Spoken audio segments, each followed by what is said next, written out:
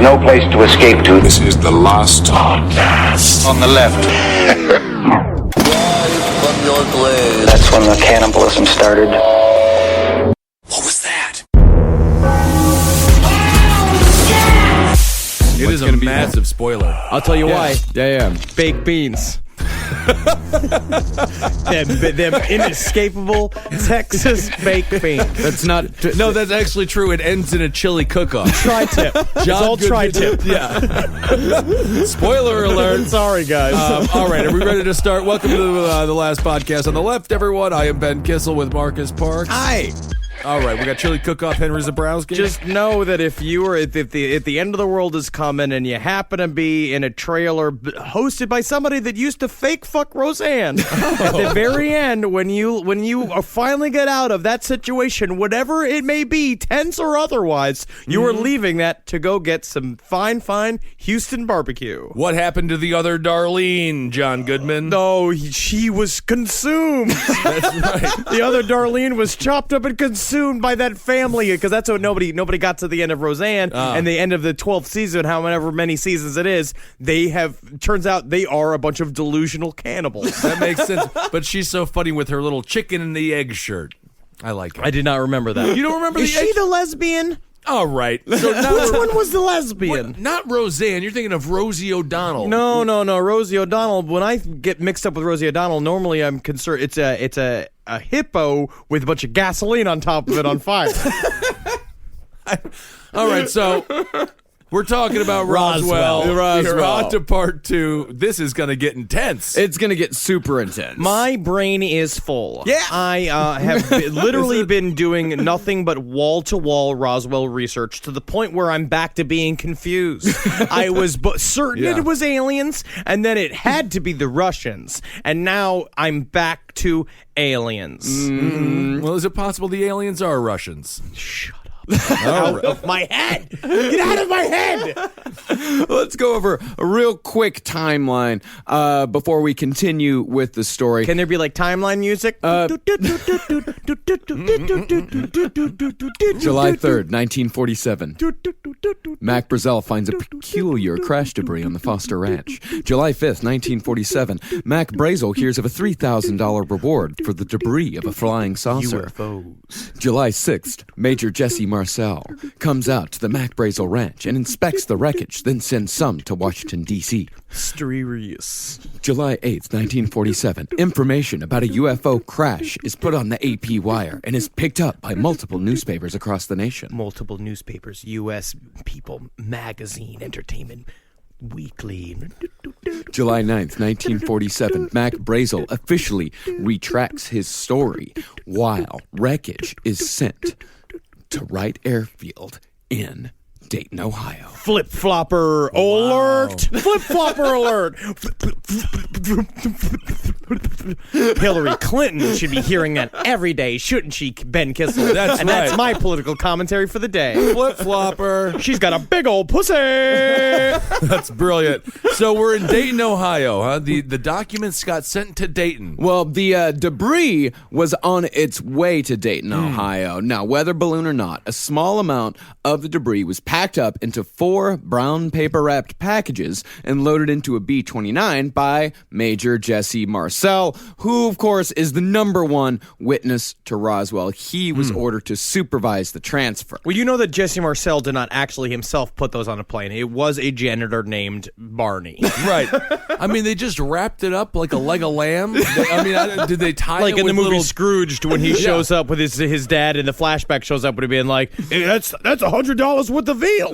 Right. Yeah, that's how it looked. So they have no respect for the debris. They don't think this is even going to be a story. Well, in 1947, that's just how you transported everything. You just wrap it up in a brown bag. They didn't know really what it was. They knew that it was important, but on the other hand, you also don't want to draw a lot of attention to it. Because all their fathers were butchers. That was the only job that they could have gotten. So much butcher paper everywhere. Everybody had the roll in their house. Right. But if you listen to Chuck Wade, this is a part of the idea that the military was aware that UFOs were around. So who is Chuck Wade? Chuck Wade is the man that was the grandson of the man who owned the bar that Brazel went to when he first discovered the debris and got hammered in, and when he found out that it was worth $3,000. Right.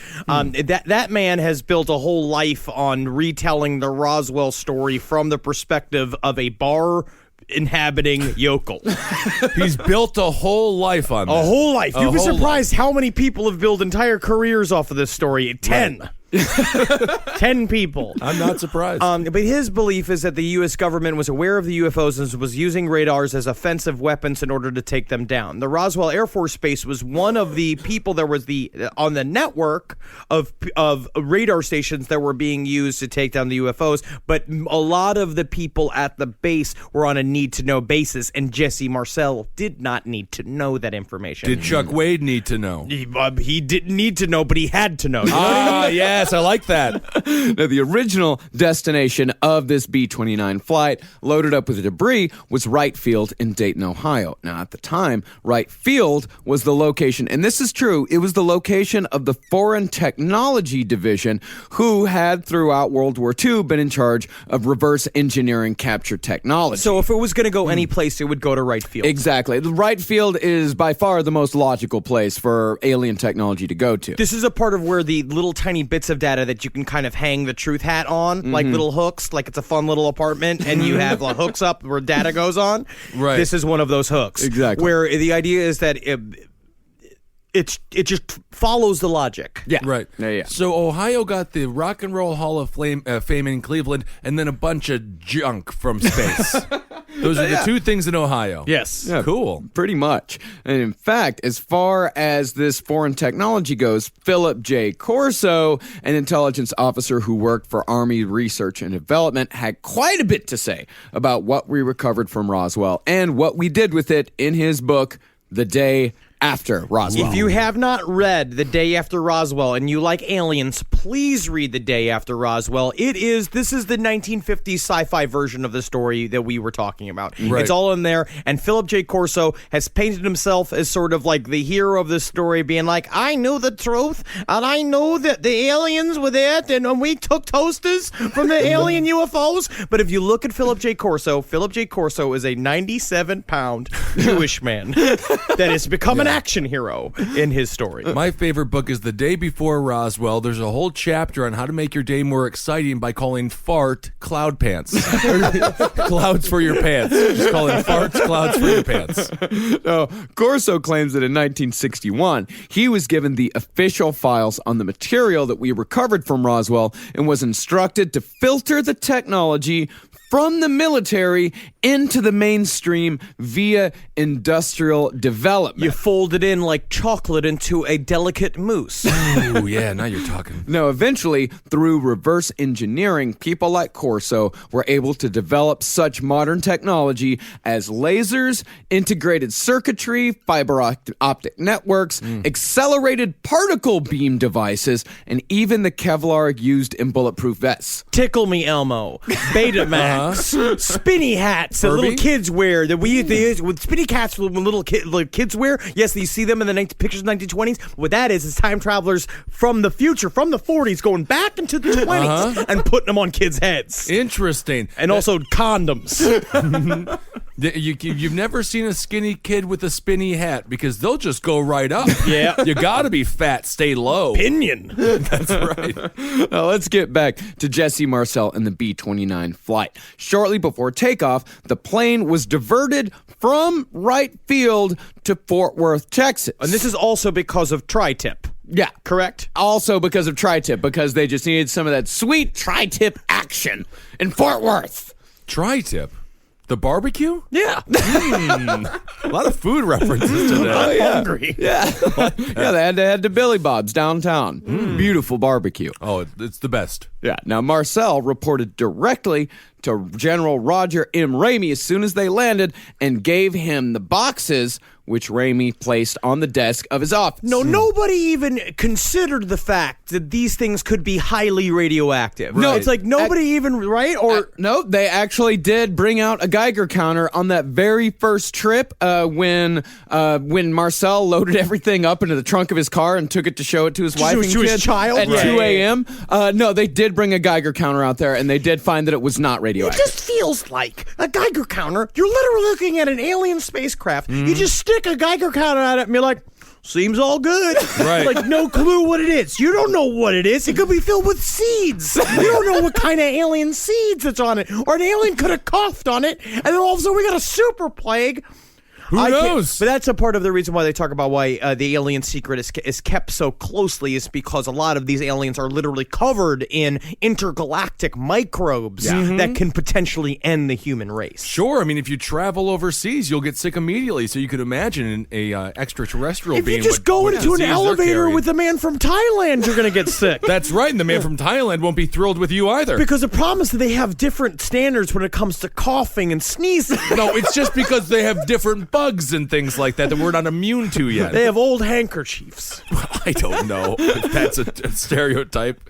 No, Marcel, he comes into General Raimi's office. He hands Raimi the boxes. Raimi puts the boxes on his desks and said, hey, listen, let's go into this other room. I need you to show me on a map exactly where this crash happened. Marcel goes in and he says, all right, it's right here. It's near Corona, about 75 miles outside of Roswell. These are the direct coordinates. They come back to the office, and Jesse Marcel finds that the 4 boxes were missing, and they were replaced by a clean yet mangled radar kit of reflective foil, wooden sticks, masking tape, and baling twine with a little bit of rubber thrown in. In other words, all the makings of a weather balloon. And the only thing Raimi could say afterwards was, gotcha.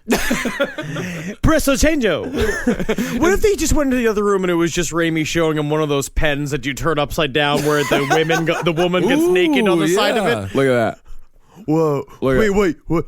Look at that. Whoa. And then you turn it. Look at that. Booby. What? Whoa. That used to be porn. That is porn. And then you go out and then every single bit of hard facts about UFOs is gone. Immediately. The rest of time gone. Oh. U.S. history's changed. That chick's got boobies in the pen. Look at that. So that UFO material's gone. Could I get the pen? Yeah, and then Marcel said that after he came back and the material was missing and replaced with the weather balloon stuff, he's understandably confused. But then he overheard Raimi giving orders over the telephone that the official story was going to be it was a weather balloon, and that story should be disseminated as far and as fast as humanly possible. And after the phone call, Marcel was then ordered by Raimi to pose with the material for a photographer, which would prove to the world that the story was nothing more than a big misunderstanding. And Major Jesse Marcel is the man with the goofball smile. No, this is the famous photo. In the famous Roswell photo, holding up and this is what I think is very weird. This is a very weird thing about the photo, is that this weather balloon, this foil, supposedly crashed in the middle of the New Mexico desert, which is dusty and dirty, and the foil is immaculately clean. Yeah, it should look like a lot lizard's face by the time you get to it. It's been sitting out, and it's like swirling winds, craggy rocks, lizard shit, all the horse shit that's in the middle of a New Mexico desert, and it's like brand new. It's like you just peeled it off a goddamn potato, and they're flaunting it. They're still flaunting a mistake. They still messed up. I'm going to take their story as fact. Weather balloons are expensive. Heads should roll. Fire them all. You know what's interesting, though, is that they were, when we brought this up last week, they were firing off 2 weather balloons a fucking day. Every day. I can make a weather balloon. I do you could do it? literally leave here. You get a parachute, a pair of your old pants for when you were huge, right? Sew up the leg holes, and you get a bunch of tinfoil, and you strap it to a bunch of kite wire, and you throw it up in the goddamn sky. Well, then you just ask it what the weather is up there? How do you get the information back? And then yada, yada, yada, harp, lasers, temperature I gauges. see. Reflection, bouncing. Oh, okay. You bounce the Balloons. signals. What I got to feel bad is for all the children's parties in the area where all the balloons are being confiscated from children, being like, that's evidence. It's evidence. That's right. Good Lord. Now, after this famous photo, the story was killed the following day with the inspiring headline, It's a balloon. It's a balloon. It's a balloon. It's kind of cool. Just, it's a balloon. And it also was the same. That was the same headline on the National Register for Mentally Handicapped People that went out that week as well. It's a balloon. But it was a celebratory. thing. Oh, I see. It's a balloon. Oh, that is exciting. And the story stayed dead until 1978. 1947 to 1978, This was a non-story after It's a Balloon. That is when Major Marcel was tracked down by our old friend, nuclear physicist and UFO researcher, Stanton Friedman. The most fearless pear-shaped man in existence. Oh, personal hero of mine as well. Now, the Roswell incident was published 2 years later, and the rest is history. Now, this is Stanton Friedman's Stairway to Heaven. Now, he has been cobbling together information about Roswell up until this point, left and right. This is before MJ-12 papers. This is him investigating the idea, because you remember the brief history we've done about Stanton Friedman is that he was a nuclear physicist. He had various security clearances and had heard bits and pieces about UFO stuff. And because he was a nerd, he was into sci-fi as a kid. And eventually, like we are sort of doing with our lives, he is turning his childhood predilections into a career. Absolutely. And destroying, I think, a couple of families in the process. Very much so. But when it comes down to the truth, it's bigger than a wife, quote Every unquote. single one of his books, in the foreword, he thanks his family for putting up with him and apologizes profusely. Well, if you've seen any one of his talks in entirety, and if you have, I will give you a $20 bill. If you watch any one of those in entirely, can you imagine spending a lifetime with the man? You just got to learn to love him. Yeah, you got to learn to love him. Yeah, and I actually, when I got these Roswell books at the International UFO Museum and Research Center, I, of course, bought a signed Stanton Friedman book, and I asked the woman at the gift counter, I was like, how, do you know him? How is he? She's like, you know what? A lot of people think he's stodgy, but I think he's just the nicest fella in the world. Isn't that I'm like, something? wow, you fucked Stanton Friedman. Also, Why did you make the mental leap that she had sex with him? I could see it in her eyes. She just said that he wasn't terrible. You could know when someone's had sex with Stanton Friedman if their eyes can go wall-eyed independently. You know, like eat. She did have a veiled insult in her compliment. Both, though. I mean, it was it was a quote. Yeah, some people say he's stodgy because apparently, I guess in Roswell, Stanton has a bit of a reputation. A bit of a reputation. I'm sure he does. He's a known quantity. Hard-nosed journalist. Also, the owner of up to 150 yards of suspenders. Yes, and a hell of a YouTube channel. No, and of course, after the Roswell incident came out, after they had a newfound amount of fame, Bill Pope of the Roswell Chamber of Commerce simply said, I don't like it. I don't like it. It's a balloon. that was all he said, was just, I don't like this. I don't like this. You know, this is refreshing, though. Everyone wants to be on camera now. Everyone wants to be a celebrity. I miss the old school Americans who just needed attention. Absolutely. You're just being like, I'm trying to do my job. I don't need to be on the Great American Bake Off. No, I don't. Why can't we just have our muffins and enjoy them? And mine might not be as good as yours, but that's okay. But this is actually very important to note. Like what you were saying is that we would not have any of the Roswell story if it wasn't for Jesse Marcel coming out in 1978. Mm-hmm. At this point... Well, who spoke first? Did Marcel speak first and then Friedman found him, right? No, Friedman found him. And made him talk. Yeah, quote, made him unquote. talk. He's like, Okay. I will do anything to get you to speak, including these new raspberry croissants I made. He's like, well, you know, I will literally say anything for pastry. I will too. But no, he goes. So Jesse Marcel is the number one witness. Yeah. He's the 0 point of the entire story. And a lot of the witnesses over the years have actually signed affidavits stating that they're telling the truth. I've seen the documents. There are many affidavits also involved with Roswell. A lot. Because Stanton Friedman but the problem is that it's kind of like an IOU that you write to your friend being like, I owe you $25,000 for helping me cover my DUI. Where it's just like, no, you can't just write on a piece of paper saying, I tell the truth.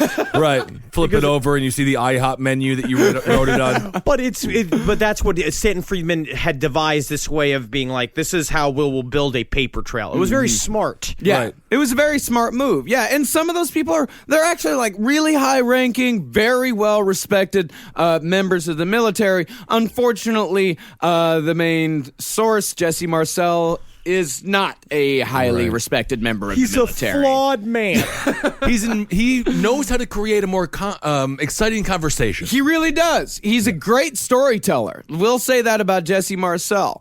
But it's important to remember that the Roswell incident, as we've said, it wasn't even spoken of in public for over 30 years. People bought the story. Right. We're also looking at America at the time was a much more serious place, I believe. I believe like after the 1950s, when we were coming off of World War II, we were a very industrial nation. There were a lot of stuff going on. And everybody kind of trusted the government. But things persisted. People like Stan Friedman was like, this smells fishy. And then you just go and you pressure an old man into saying something that I also had heard that he was very sick at the time. Yeah, well, he didn't pressure him that much. Jesse Marcel liked to talk. He wanted to talk. And the biggest problem with Marcel is that it's very easy to bring the veracity of his statements into question because Marcel had a penchant for exaggeration. He was such an exaggerator and such a half-truth teller that tendency was even listed in his military file. Well, all I know is I heard he had a 7-foot dick. Yeah, he told me. 7-foot dick. I heard that he actually had a size 17 foot, but he folded them back so he wouldn't have to buy more expensive shoes. I heard that too. Yeah, but it also must be said that that report that said that he had a tendency to exaggerate was written into his file after the Roswell incident. So researchers say, and this is the funny thing about Roswell, and also I think about a lot of researchers, is that the skeptics and the believers will often use the exact same evidence, but for completely different reasons. But it's tone. Yeah, yeah, but it's tone because, for example, researchers say that the exaggeration comment was a plant to discredit him, while skeptics say that they put it in there because Jesse Marcel exaggerated a weather balloon into a flying saucer. I'm confused already. But you see, again, where we're going to see time and time and time and time again with the Roswell incident, and because it's point zero of all UFO thought, like it's all major UFO stories from now have sort of spread from Roswell, is the disinformation that is just ladled on top of this thing. Well, is it because everyone's just trying to get a piece of the pie, so someone comes and talks to them about it, and even if they don't have anything to do with it, they just feel compelled to talk? Yes. To maybe get a little bit of money or exposure? Because in the people kind of naturally want to please people, right? yeah. And so someone comes to get a randy UFO story, you want to give them a big hard boner of a UFO story. Yeah. But then things get involved. Things kind of shoot from there. He still was an officer, and so there's like a weird thing. And he was also, again, he was the first person on the scene. He was there with Brazel. Yeah. Like he came and he was the first person to see what they saw, and all of them was like, even Brazel, who's just like, what we said last episode, he had seen weather balloons. Right. They didn't know what weather Right. balloons were. They should have just said it was a weather balloon. Like now at that point, the confusion started in that moment when they first saw the debris. Yeah, and skeptics say that confusion is due to Jesse Marcel's penchant for exaggeration. So he's saying he's too much of a dreamer. Yeah. Yes. Too creative. Yeah. But the other thing about Jesse's story, yes, it is creative. His story tended to change quite a bit. And because of this, UFO researchers are able to cherry pick bits and pieces of Jesse's story to fit whatever narrative they need whenever their claims are debunked. They're allowed to change the story, and they feel perfectly comfortable doing so. For example, when Marcel originally told Stanton Friedman about flying the debris to Fort Worth, he claimed that he was the pilot, that he flew the material himself. But when debunkers looked into his military history, they found that he had never actually even been a pilot, despite him also claiming that he shot down 5 enemy aircraft during World War II. And what's funny is I did it with just my finger guns. Oh, amazing. And it's just like, I was standing on the wing of the plane. You wouldn't believe it. Everyone said, Jesse, you're crazy. And I said, I'm crazy like a goddamn maroon. Well, that would make you crazy. A maroon is a type of weasel. I went out onto the wing of the plane, and I was just pointing my fingers just because I knew I could. Right. And I took down all of the Luftwaffe with just my index finger. Isn't that that's a passenger airliner. Yes. Innocent. I had commandeered a passenger airliner. I was going to Toledo to see my sister get married. And Right. I got to say, we were all even surprised she was getting married because she was 475 pounds. But you hijacked the plane. Oh, I hijacked the plane, but I could because I told them I was a pilot. Where were you on 9/11/2001? Oh, I was in the grave. Right. Yeah, he did it. He died in the late 70s. Oh. But, when faced with these facts that, he lied about being a pilot, he lied about being an ace in World War II, researchers, they just switched to a different version of it, in which Marcel was just a ride-along supervising the transfer. And you'll see that. If you look at the Roswell incident compared with, say, like Witness to Roswell, in which a lot of the same people were involved, the story changes to fit whatever when the debunkers come in and say, like, listen, this isn't true, researchers find a story that makes sense, right, and then they change to that. Changes or matures. Right. That's what I say. Evolves, The story ripens into what it's going to be. Yeah, I mean, everybody's full of shit in this story. Yeah, there's a lot of bull hockey going on. But what in is there anything that he said that he has just stuck with the entire time that doesn't change? That Marcel has Yes. said? It's things. Is there anything that we can the point material. to? Yeah, the he, material. He points to the material. Like all say the it same never story. changed. It never changed the story of finding the material and like the actual what The is nature it? So of the it. nature of it. So the the nature things of the that material. change are his role in the events. Yeah. He puts himself as in the superhero role. Yes. Yeah. Yes, everybody does, though. Right. Every person in UFO research, they all do. They all come off as Hercules. Every Right. one of them's the Spider-Man of the story. Yeah, But the thing, except for Betty and Barney Hill, who are the victims. they were the the Aunt May and the Uncle Ben of the stories. And I don't even just say Uncle Ben for Barney Hill because of the rice. I'm just saying it because of his role. the role. Yes. yeah. But no, it's He did die first. he did die first. It was the most difficult interracial marriage in the history of time. Absolutely, There was because an not alien even just involved. society. It's Right. even just society was hard on them. Yeah. You got aliens raping you? Oh my goodness, not good. Unbelievable. But yes, everybody wants to be the main character of the little story. But yes, they all say the same stuff about the wreckage. Yeah. Everybody says the same thing about the featherweight Okay. I-beams with the insignias put on it, the memory metal, the weird, like the super strong tinfoil like shit. They all describe that, and bodies. Well, bodies came into the fact because of Frank Kaufman and the Nine, but Right. And Marcel, he was all like, as far as other things that he lied about, he bragged to Freedom that he had a bachelor's degree in physics, that he studied at 2 different universities, but investigators found that he never attended one of the universities and didn't finish his degree at the other. And in fact, his military records state that when he was inducted into the Army, he listed his education as none. I mean, if or you're- high school. street smarts. Right. If you're gonna lie about it, give yourself a master's. He just went with the bachelor's degree. Yeah, he went with the bachelor's of physics. I don't want to go too crazy. Well, yeah, because if the masters at some point, someone would be like, "Oh, well, you know how to handle this. You have a master's in physics," and then he would have to be like, Let me show you my pen.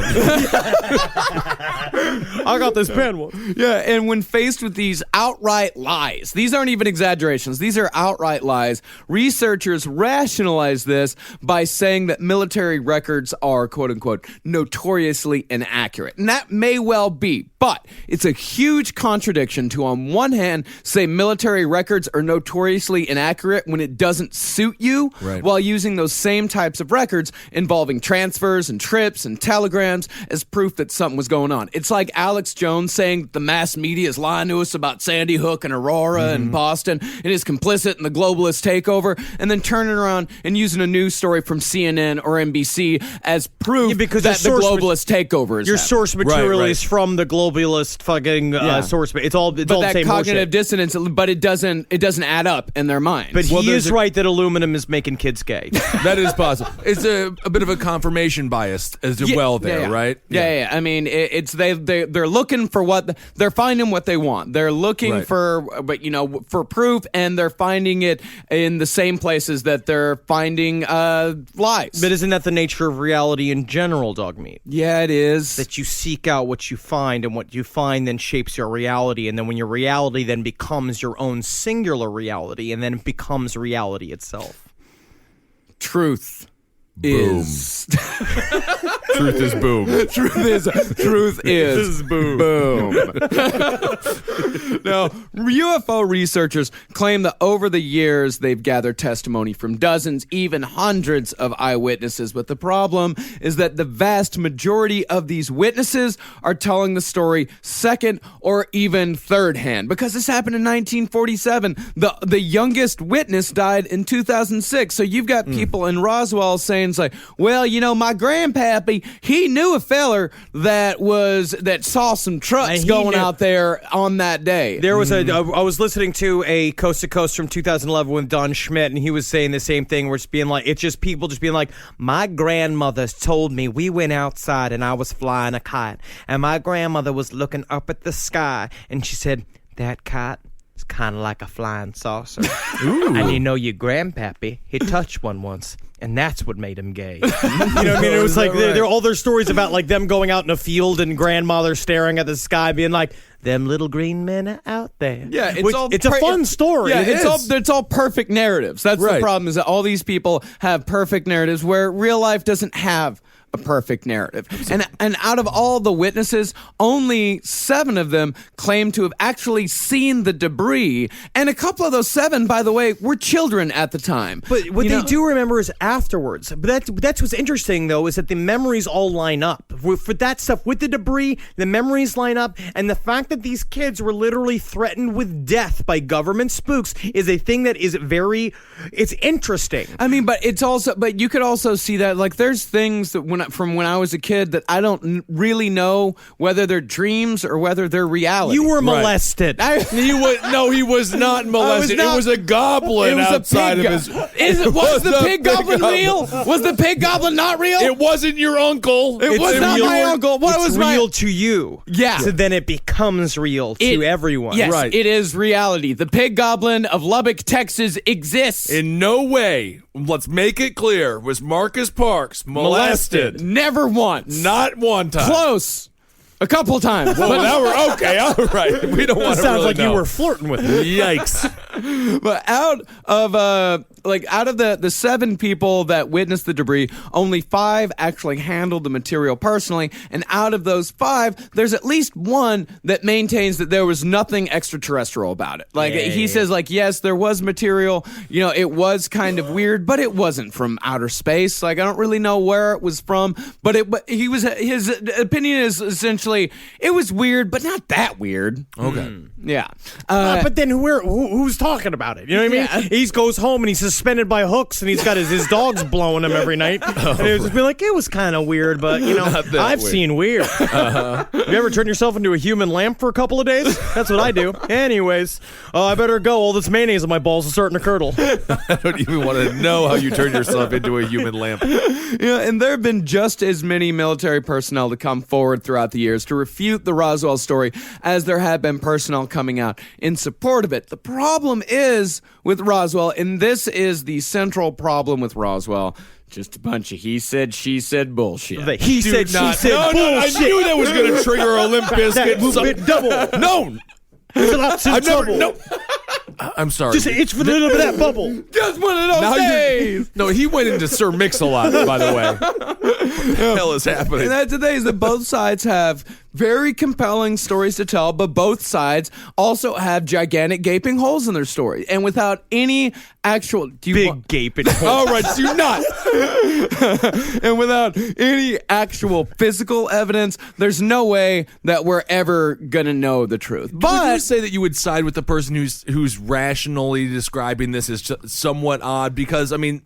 They don't want. There's no benefit for them, right? They don't. That's the thing. Is that what do these people? The secondary witnesses afterwards, the family of the people that were witnessing it, the kids at the time, the people that were like, it's just ruined their lives. It's the same thing. That is the thing about alien.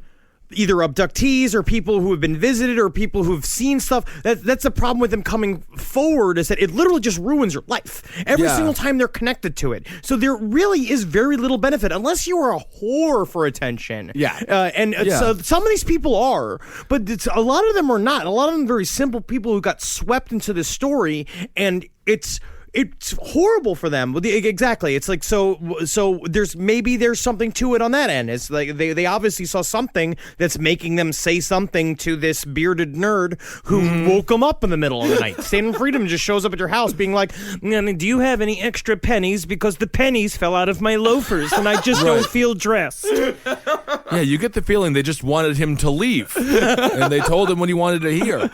But, if it wasn't a weather balloon and it wasn't aliens, What could it possibly be, Marcus? well, we got a couple of ideas. John Panette. You wait here for an hour. You get out. John Panette. Love it. Rest in peace. Now, this first theory comes from Annie Jacobson's book, Area 51, An Uncensored History of America's Top Secret Military Base. Annie says that, yes, there was a craft. Yes, there were bodies. Yeah. And so what? Those bodies, not alien. What? Russians! They were the Russians the whole time.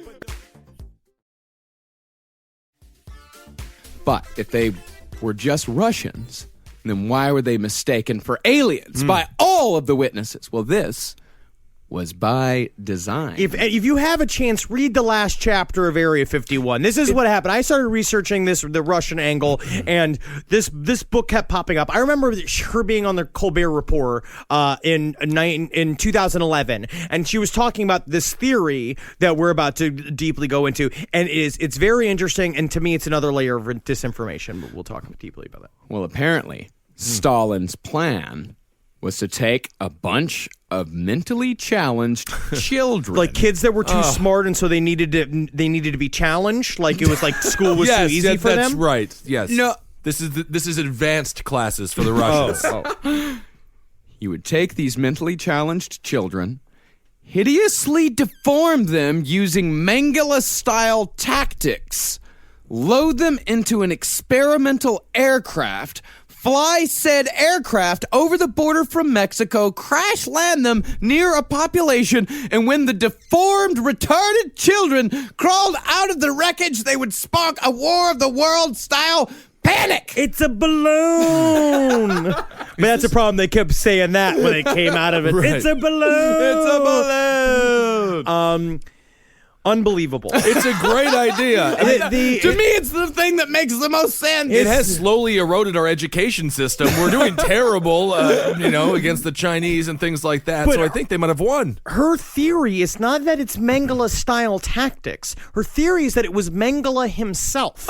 And that the Russians I missed that. That wasn't in the last chapter. No, the Russians had hired him in between after World War II. He went into hiding. Yeah. Stalin kept him alive. Basically, they caught him, kept him alive just to make this experiment. And this is a part of what her anonymous contact, and the entire book, all of the other contacts that talk to her about Area 51, they state their names, they go on the record, or they talk about the top secret programs that are happening in Area 51.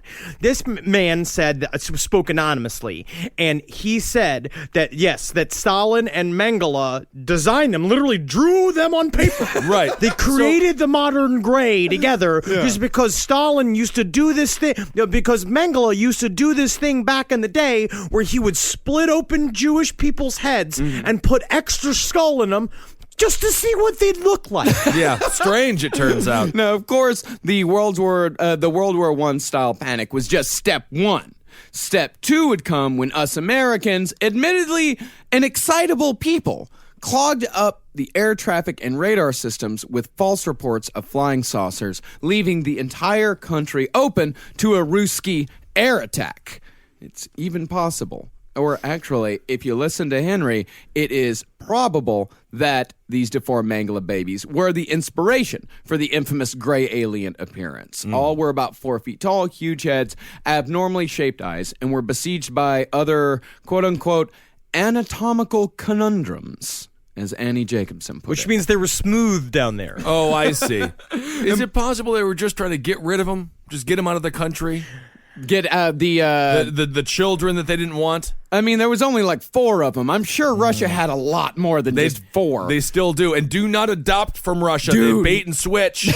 And a part of the reason why they flipped out about this crash was because they were using German-held hover technology. And they did take the debris that crashed and sent it to they sent it to, where was it? The right field. Right field, in order to re-engineer it, because we wanted to get that technology from them, because I guess the people that we were paying on the Operation Paperclip dole weren't giving that up yet either. Right. Reverse engineer, yeah? Now, and before we start taking the moral high ground here as Americans, know that Jacobson's source also claimed that the United States was doing the exact same thing. Which is how they knew that what the kids were. Yeah. When they saw the kids all deformed and shit, they picked these guys from EG&G, which was a group of engineers that were involved with the Manhattan Project as well. It's 6 guys, and they flew them out to Nevada, which is also where the name Area 51 came from. It came from this experiment was set up in 1951,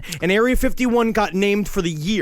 And so they showed up to this area, and they gave them like a fucking memo that said, listen, what we're going to try and do, we're going to reverse engineer these ships, and then you're also going to figure out what happened to these kids and how do we peel it back. And the reason why they knew that they were children is because the U.S. government was already doing the same shit. Right. Oh, I thought it was because it was a bunch of fun drawings inside the plane. Children love to write on walls. They really do. But then they said they found 2 kids that were semi-conscious after the crash, and they said they put them in cylinders of gel with nose like air hooks up. Oh, like Independence Day, like an Independence Day, or in like every alien thing you've ever seen. Mm-hmm. That they were suspended in gel and looked after. And this is a part where it's it's crazier than aliens. And those children grew up to be our friend Holden McNeely, which is very and nice. Patrick Ewing. Oh, I love Patrick Ewing. Great New York Nick. Now, the majority of these experiments, which supposedly continued until 1973, were performed at the Dixon Institute for the Retarded in Illinois and the New Jersey State Colony for the Feeble-Minded, both now closed. I heard that they have some of the worst science classes in the country, but some of the best recesses. Yeah, oh my ever God. recorded. Now, all this was done on the authority of the Atomic Energy Commission, who was the organization in charge of the post-war development of peaceful atomic science and technology. And the man behind it all was the head of the U.S. Office of Scientific Research and Development, a Mr. Vannevar Bush. Always there. Well, Vannevar Bush, not related to the president or Nazi Bushes. Vannevar Bush. That's an incredible name. Isn't it, though? Wow. I'm going to name my child Vannevar. Vannevar Zabrowski. Well, I don't know. Yeah, Vannevar was a totally different Bush. Vannevar would go on to co-found what is now the 5th largest defense contractor in the world, Raytheon, which means, maybe not so coincidentally, light from the gods. Wow, terrifying. Mm-hmm. Yeah, that's a lofty name. Yeah. Man, you should just like Mass murder weapons. It should just be called like "We build good things" or like Yeah. "Oh, good fun, have fun, build things." Kill stuff. Speaking of kill stuff, that brings us to the Nazis. Who Well, are actually, always there. I watched a special on Hitler's bunker.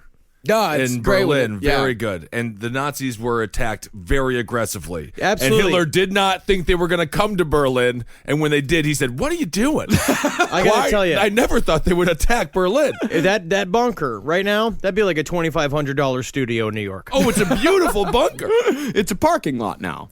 No, well, it's still there, but yes. But yes, it's underground. It's under the parking lot. Now, supposedly, the Nazis were masters of UFO technology. UFO-like technology. Right. Can we say, I mean, Pedantic piece of shit. but I mean, Hitler was a bad person. Yes. Okay. Never been good. But he did have a fascination with certain things that are kind of interesting. Yeah. You know, the supernatural, the macabre. Obviously, we did a whole episode on the Satanism aspects of Nazism. Absolutely. The occult stuff. Hitler was, I mean, he was Curious. He was curious. He was And you a know, curious fella. I just wish that most of their jumps in science hadn't completely featured.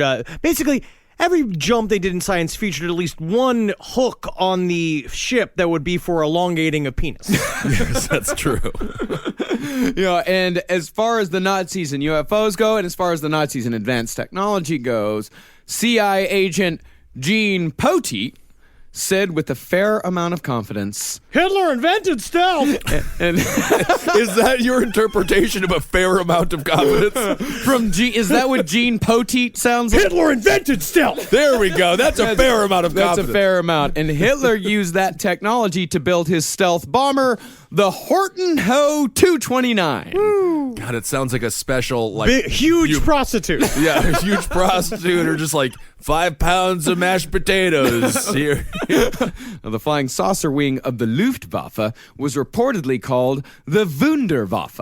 And naturally, when we snatched up all those Nazi scientists after World War II through Operation Paperclip, we got in on some of that sweet Wunderwaffe action. Can we start going back to calling them Nazis? Yeah, Nazis. Nazis. Them or even Ratsies. Yeah, Ratsies. Yeah, get the Ratsies and the Ruskies. Get them out of here. Now, a 2014 documentary called UFOs in the Third Reich. It's a great watch and It's a lot of fun. fifth date material. That documentary claimed that the craft recovered at Roswell was actually a UFO designed by engineers Rudolf Schriever and Otto Habermal between 1941 and 1943. And the plans for this craft came over to America with the Nazis. We tried building it, fucked it up, and crashed it in the desert in 1947. Now this- and became the Roswell Now, incident. this is where I want to say again, the layers of disinformation and the stories that have been built into Roswell are all completely insane.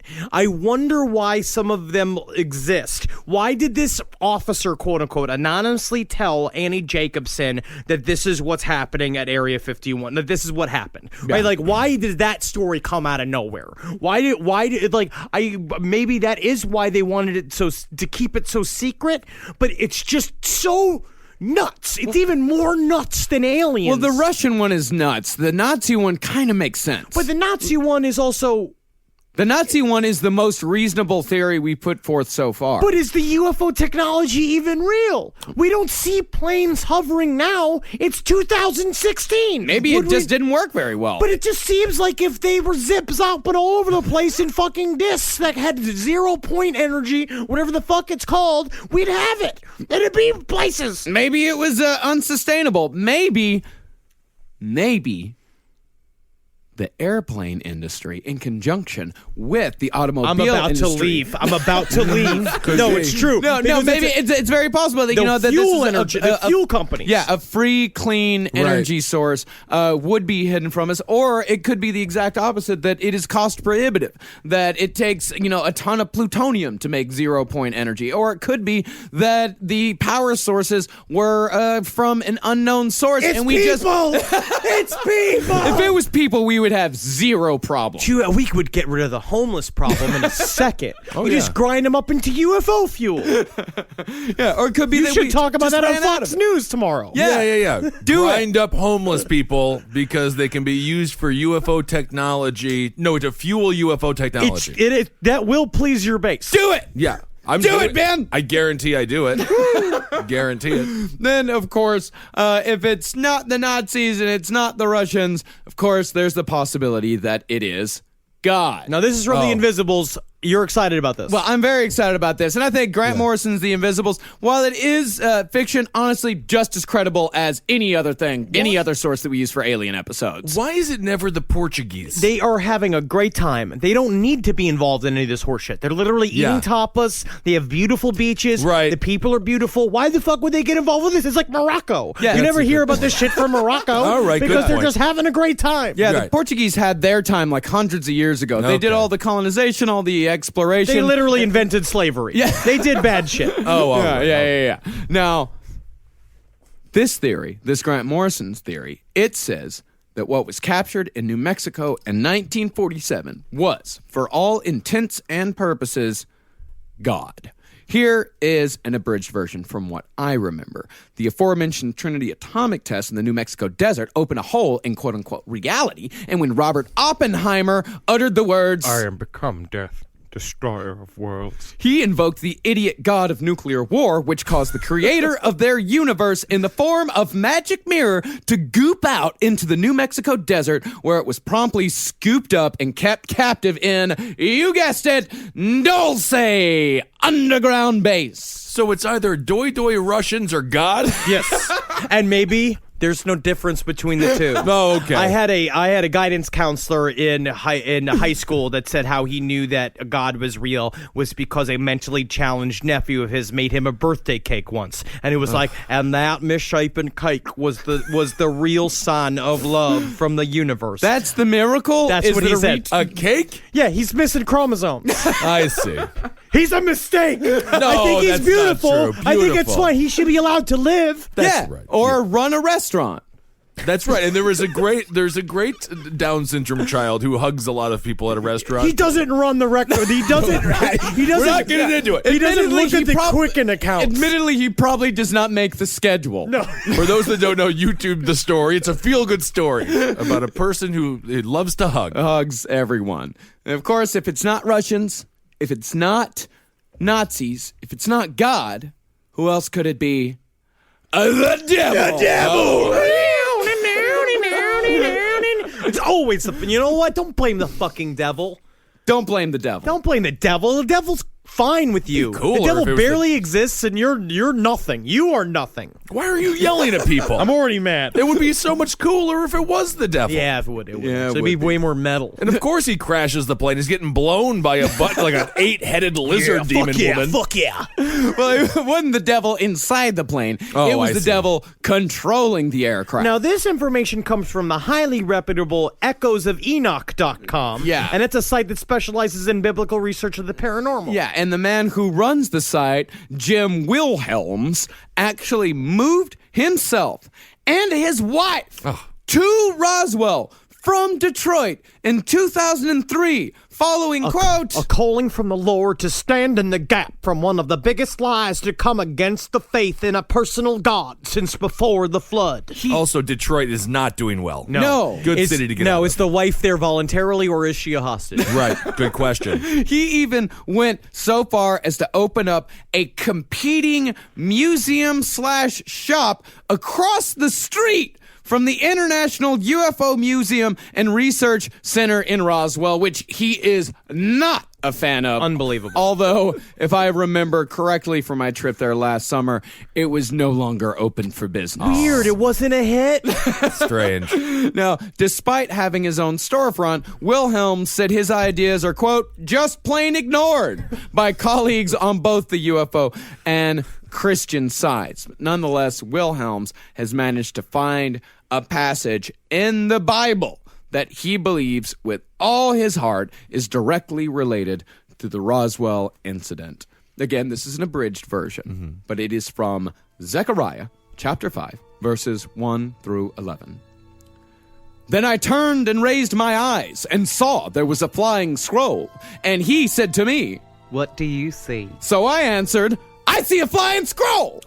Then the angel who talked with me came out and said to me, Lift your eyes now and see what this is that goes forward. so I asked, what is it? And he said, It is the basket that is going forward. and he also said, This is their resemblance throughout the earth. Here is a lead disc lifted up, and this is a woman sitting inside the basket. then he said, This is wickedness. and he thrust her down into the basket It's wickedness. and threw the lead cover over its mouth. Then I raised my eyes and looked, and there were two women coming with the wind in their wings. Wickedness. For they had wings like the wings of a stork, and they lifted up the basket between earth and heaven. So I said to the angel who talked with me, where are they carrying the basket? And he said to me, To build a house for it in the land of Shinar. When it is ready, the basket will be set there on its base. I mean, it just sounds like they used to write down night terrors, and then it became the Bible. What does all this mean, though? Nothing. That is.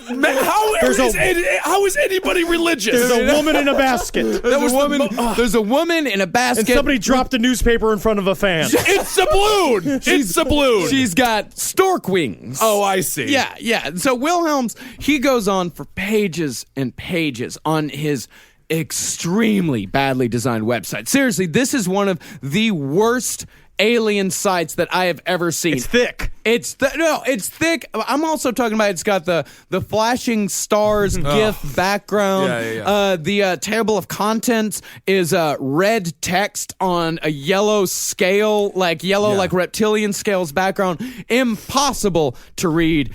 This guy needs to get his shit together. But the breakdown of it is this. Yeah. Which I really like. This is the headline.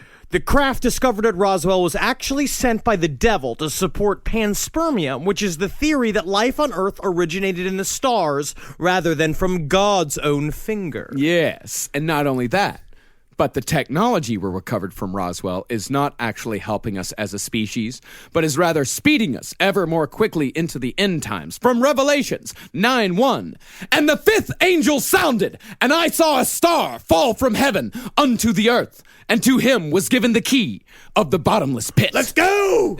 Let's go! And the bottomless pit, of course, refers not to the gaping maw of Hades, as one would imagine, but rather something else that tends to go hand in hand with aliens: occult knowledge. Which is basically just knowing what runes are, knowing that candles can help you, and how all of that can get you laid. Yep. I mean, yeah, I believe it. We should do an episode on Revelations. Oh, we will. Oh, yeah, I have a wonderful book that I'm about to crack open. We are absolutely doing an episode can't on wait. Revelations. Yeah, it's a great chapter. Oh, it's wonderful. Now, Wilhelm says that Roswell and its accompanying interest in aliens is one of the events that set off the occult bonfire that's been burning through our country and our world for decades now.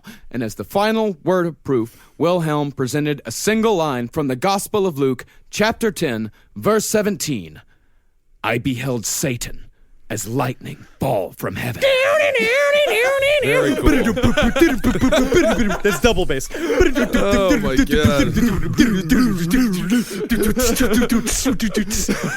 Svar, I gotta say, bro, I love your solo in the bottomless pit of Maul, but I gotta say, can we cool it on some of the double bass? He's like, but I just got this double bass, man. Roswell. Oh my goodness. Something happened. Yeah. What it was? Right. You tell me. You tell me. Yes. That's what people have been asking me for the last, 3 weeks, a month. They're like, so what's the next episode? Like, fucking Roswell, man. They're like, so what do you think happened? Shut up. Yeah. You try. It's literally been consuming my life. Yeah. The last 2 weeks. All I've been doing is reading and watching Roswell. Yeah. I think it's a balloon. You think it's a balloon? I think it's a balloon. Why the hell not? You know, my thing is, I don't think that it's balloon, but I think that it's a balloon to somebody. You know what I mean? What is a balloon exactly? I don't think Let's change it around. What's a balloon? If it's not a balloon to us, it's a balloon to them. Yeah, you know what I mean? sure. If it's Yeah. aliens, just probably being like, I wish we hadn't lost that taco truck in Roswell last week. You know what I mean? Like, that's all they could. They don't know what it is. Yeah. Right. But I also believe there is something too. There's a book I'm reading right now. If you want to know everything there is to know about modern UFOs, in one book, it's this book, and it's very interesting. It's if you are a person like me whose whole life has been marred and destroyed by your UFO knowledge, it's a lot of stuff that you already know, but it's very useful, and it puts it all in one place. But the one thing he kind of talks about is the nature of UFOs. It's very interesting, and the idea of them being either natural or handmade, and whether or not that is mechanical or animal. And what we're looking at for UFOs, a lot of the times, that if they are interdimensional crafts, if they are something from another realm entirely, they can be something that we can never understand. Like literally something like a natural machine, like a machine that is alive, that it's a UFO thing that literally, the UFOs themselves are alive, and they can come through, Right. and there's another type of entity altogether. So yeah, maybe it crashed, and maybe it had a fucking heart attack. Maybe the thing was alive, and All right. had a fucking brain aneurysm, I and it think- died in the middle of a goddamn desert, because that's where a lot of old people fucking die. We've They reached die the in middle max. of a goddamn- Henry, we're losing you. Henry, I come just back. get- Henry, put the book down just for a second. Okay. Psychedelic nature to Yes. aliens. Yes. Difficult to put your finger on. I think for right now we have reached our limit. I think of we have. alien conversation. Henry, we have to keep you alive. Oh, I'm bringing this book on the plane I'm about to go on. Don't start yelling. No, I'll tell them being like, this plane's alive. What if the plane's alive? The plane might be alive. I think you're going to get kicked off the flight. Terrorism is really a hot topic right now, so be careful. Like Henry. the store. Yes. Just like the Like the store. Let's go get chain wallets and a corn t-shirt. Oh, I love everyone. a good At the chain ISIS wallet. store. You can't steal a chain wallet. All right, well, go to the Facebook page, the last podcast on the Facebook page, and let us know what you think about Roswell. Please do. And, of course, this weekend on Saturday, that would be the 26th, Saturday, March 26th, our live show, our monthly live show is happening right here at the Creek in the Cave. Actually, every show here at the Creek is now, every weekend show is now selling tickets. It's $5. You can buy tickets in advance. Last month, we packed the place out, so be sure to get your tickets in advance because I'm pretty sure we're going to sell out on this. Go to creeklic.com to get your tickets for this month's live show. March 26th, 10 p.m., Creek in the Cave, Long Island City, Queens, New York, off the G train and the 7. And even So if excited. even if it's sold out, we got a great bar here, so we'll be able to hang out, and we always Yes, hang you out just sit afterwards. and get fucking hammered and Yep. start swinging at people, Yeah. start yelling at people. Buy the book "UFOs for the 21st Century Mind" and sit and yell at people about it. Yeah, Perfect. and we're also going to be showing the show downstairs. We got a little projector Oh, and nice. a jumbotron downstairs, so even if you can't get in, you can still watch the show down there for free. We're not going to be charging for the jumbotron. You won't be able to smell my beautiful cologne, though. No. Yeah, that's the problem. You want to be up in the theater, but it's Yeah. a good secondary price. Yeah, it's Cannabis by Santal. And of course, thank you everybody for supporting us on Patreon. If you want to support us on Patreon, go to patreon.com/lastpodcast on the left. Every little bit counts. Every tiny little bit counts so much.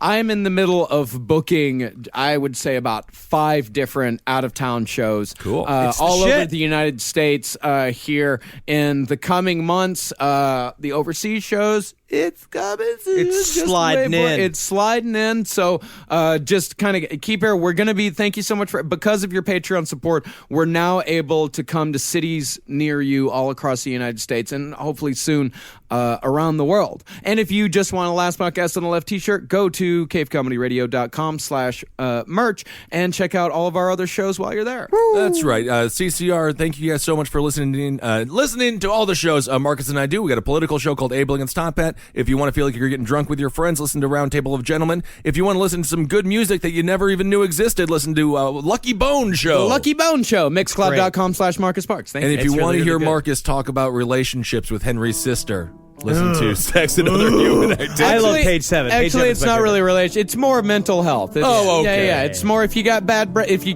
brains like I do. Come Write on. a bad email.